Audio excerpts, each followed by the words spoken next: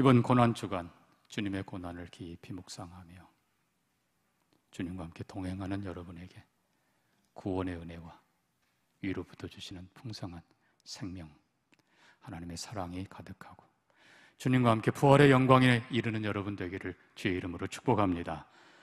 우리는 출애굽기를 살펴보았습니다. 이스라엘 백성들 애굽의 노예에서 건지신 그 하나님, 출애굽기 하나님께서는 시내 산으로 이스라엘 백성을 부르시고 물론 십계명 통해서 언약을 맺으시고 그리고 후반부는 성막을 세우게 하십니다. 출애굽기 마지막 끝부분은 성막의 완성입니다. 그러나 하나님께서는 레위기에서는 그 성막을 회막이라 부르시면서 내가 너희를 만나고 싶다. 성막은 영광의 하나님, 거룩한 하나님이 우리 가운데 임하시는 말 그대로 거룩한 처소입니다. 이 회막은, 이 성막은 바로 우리 중에 계시는 임마누엘 예수 그리스도의 모습입니다. 이 회막에서 하나님은 우리를 부르시고 만나기를 원하십니다. 너희 중에 누구든지 여호와께 오라. 성막 통해서, 회막 통해서, 결국 예수 그리스도를 통해서 하나님께로 나오는 것이고, 그리고 하나님께서는 5가지 제사의 방법을 가르쳐 주시면서 우리로 하나님께 오도록 부르십니다. 우리는 제사의 5가지 방법을 보았습니다. 맨 먼저 번제, 그리고 소제, 그리고 화목제였습니다. 속제제와 석건제는 뒤로 갑니다. 왜요? 이 제사는 구원의 길이 아니에요. 이미 출애굽, 구원받은 백성들을 하나님께서는 온전하게 하시고 거룩하게 하시고 깨끗하게 하기를 원하십니다. 그리고 그들을 품에 안으시는 것입니다.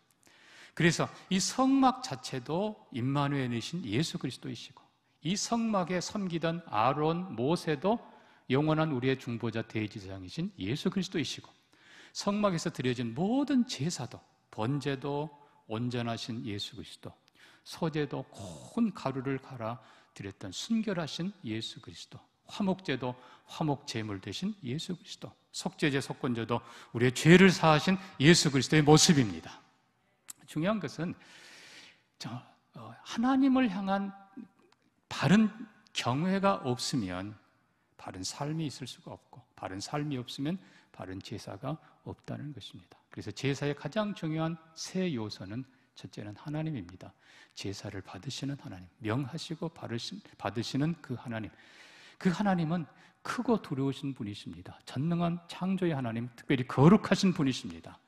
우리가 그 하나님을 바로 경외하고 예배하고 제사해야지, 다른 신에게 제사를 드리는 자는 저주를 받을지어다. 오직 참 하나님을 성경이 명하는 그대로 예수 그리스도 안에서 바로 예배하는 우리가 되기를 소망합니다. 이 제사에, 물론 두 번째는 제사하는 사람이 중요하죠.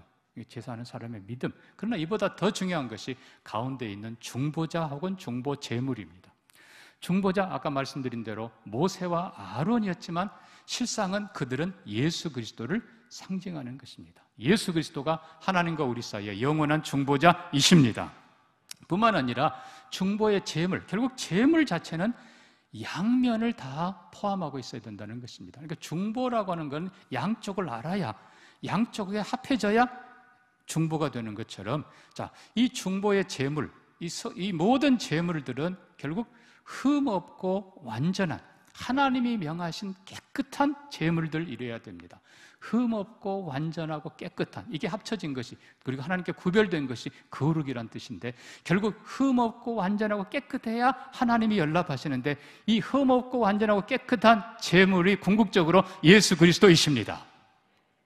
반대로 또 이 중보의 제물은 우리를 위한 것, 우리 대신이어야 돼요. 그래서 레위기 1장에 보면요, 제물에 손을 얹어 안수합니다.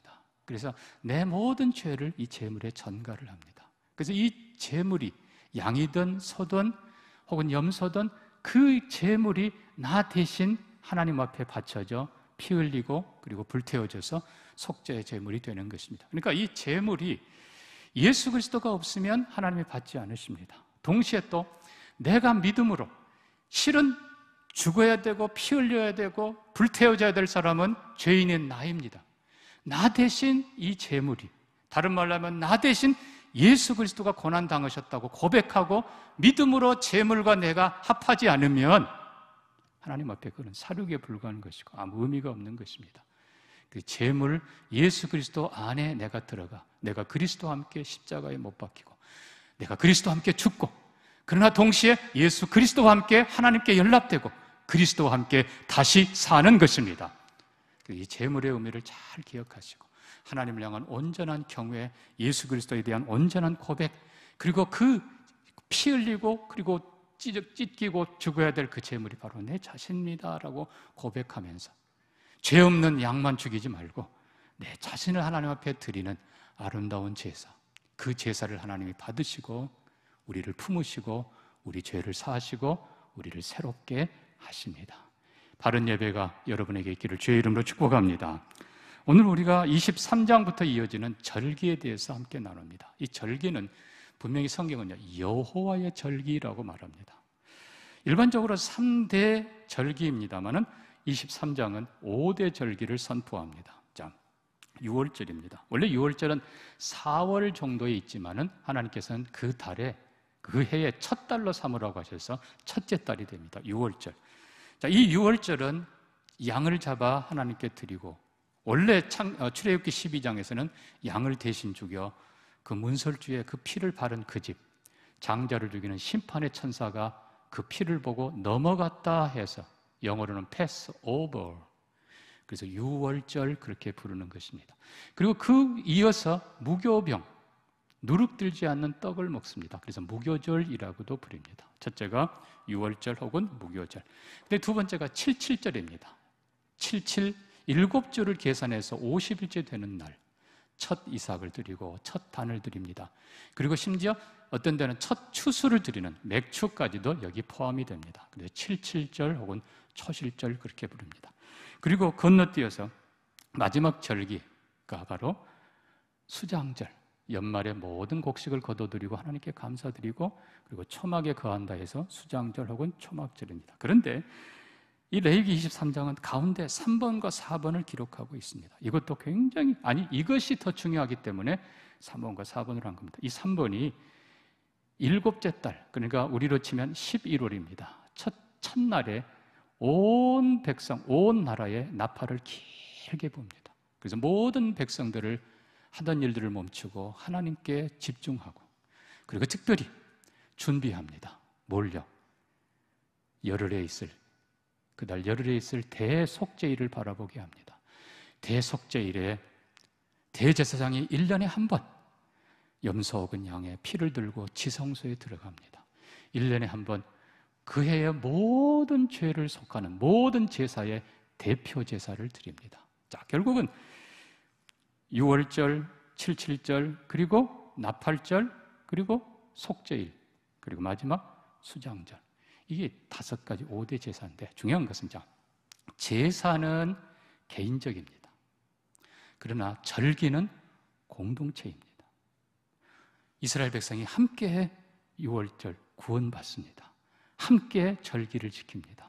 함께 행합니다. 두 번째 차이가 있는 것은 제사는 자원입니다. 누구든지 여호와께 드리려거든 라고 레위기 1장에 시작합니다.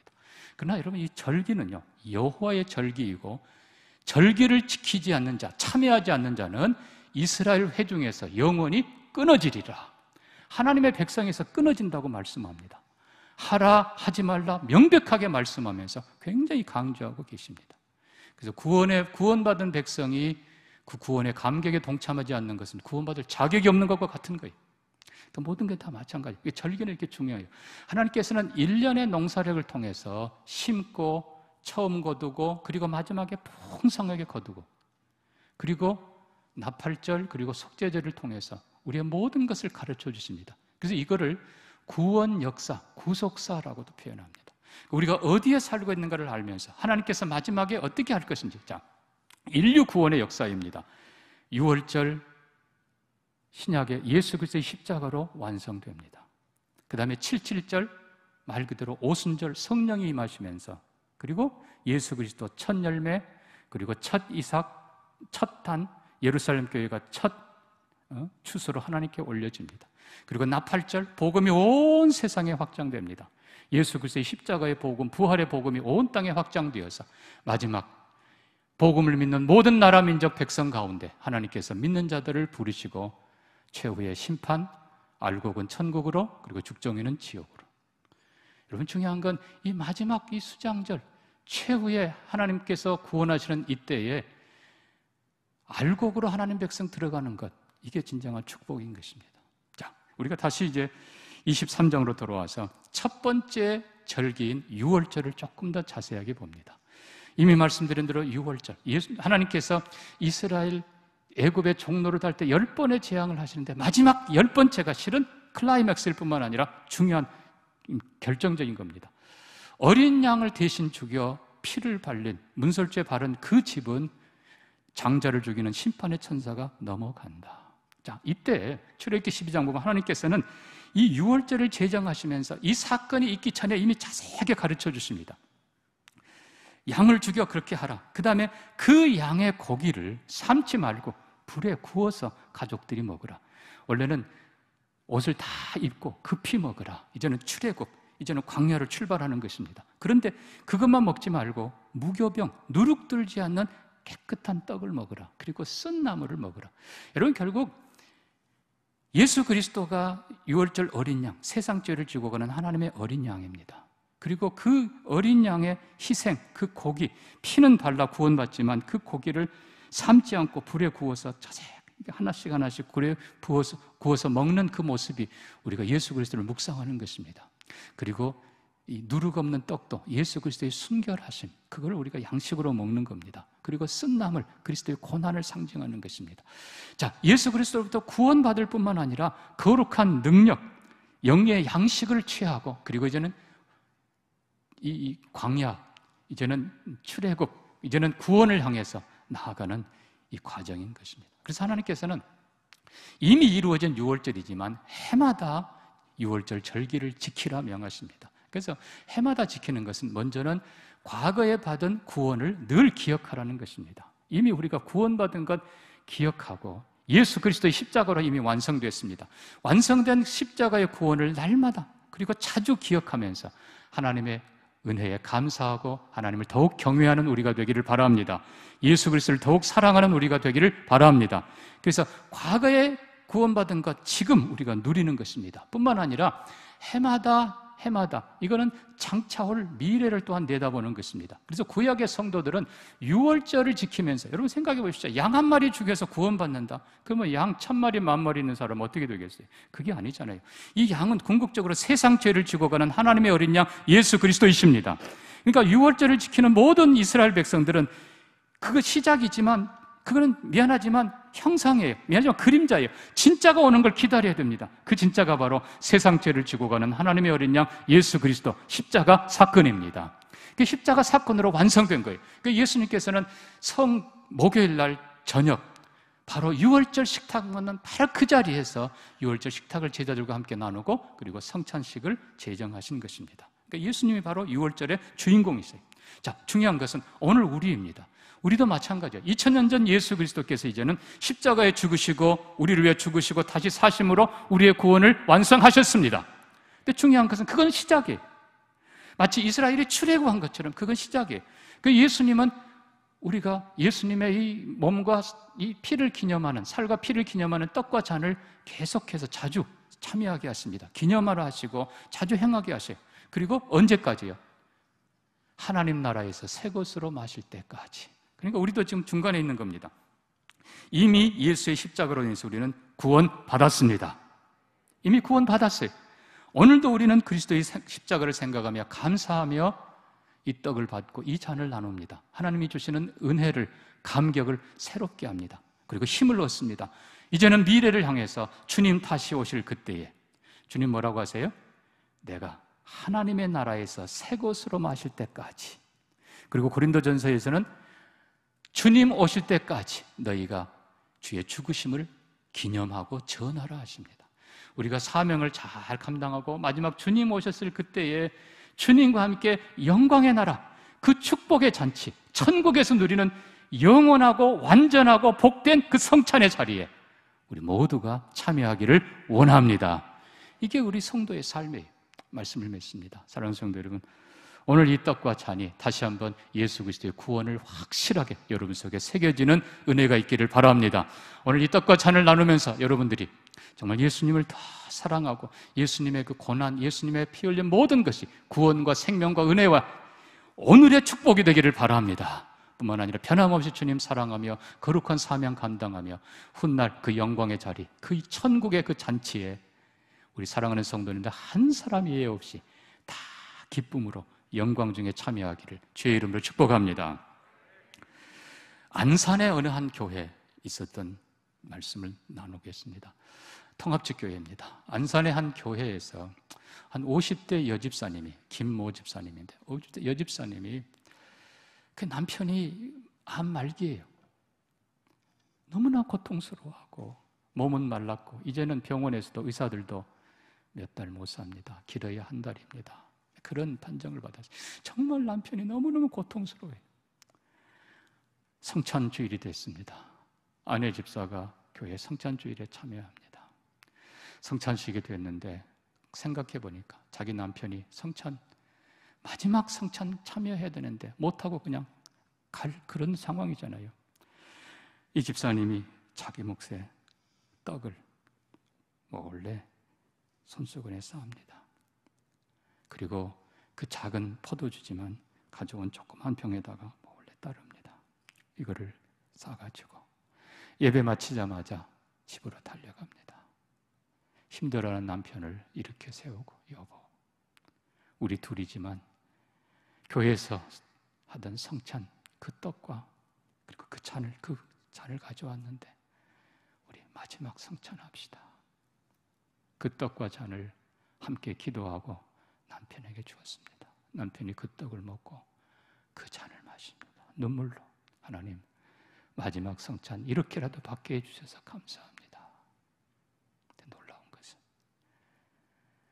감사하고 그리고 바로 이 집사님의 죽어가는 집사님의 그 고통에 일그러졌던 그 집사님의 마음에 깊은 평안이 오고 놀랍게도 통증이 싹 사라지는 거예요. 여보, 안 아파. 물론 그 남자 집사님은 한 달쯤 후에 조용히 하나님께 갔습니다만 아프지 않대요. 감사돼요. 마지막 성찬을 기억하면서 하나님 감사. 사랑하는 성도 여러분, 오늘 여러분이 받는 이 떡과 잔이 여러분에게 거룩한 능력이 되기를 바랍니다. 하나님의 구원과 사랑과 평화가 되기를 주의 이름으로 축복합니다. 말씀 기억하면서 같이 한번 기도합시다. 구약의 성도들이 유월절을 지켰던 것처럼 우리는 이 성찬을 받습니다. 예수 그리스도의 십자가 구원을 믿습니다. 오늘도 주시는 그 은혜를 믿습니다. 오늘도 이 성찬에 부끄럽지 않게 살고 그리고 천국에서 주님 앞에 먹고 마실 그날을 믿음으로 내다봅니다. 오늘도 승리하며 살게 해 주옵소서. 우리 같이 한번 기도합니다. 오 하나님 아버지, 사랑하는 모든 성도들에게 떡과 잔을 받을 때 예수 그리스도 십자가 구원을 확신하게 하여 주시옵소서. 주님의 그 사랑을, 그 피를, 그 몸을 온전히 받아 주님의 모든 은혜와 축복을 누리게 해 주옵소서. 사랑하는 모든 성도님들 한 사람 예외 없이 천국의 잔치에 다 참여하도록 은혜 주시고 그 자리에 이르도록 믿음으로 당당하게 살게 하시고 주의 죽으심과 부활을 전하며 살도록 복을 내려 주옵소서. 예수님 이름으로 기도합니다.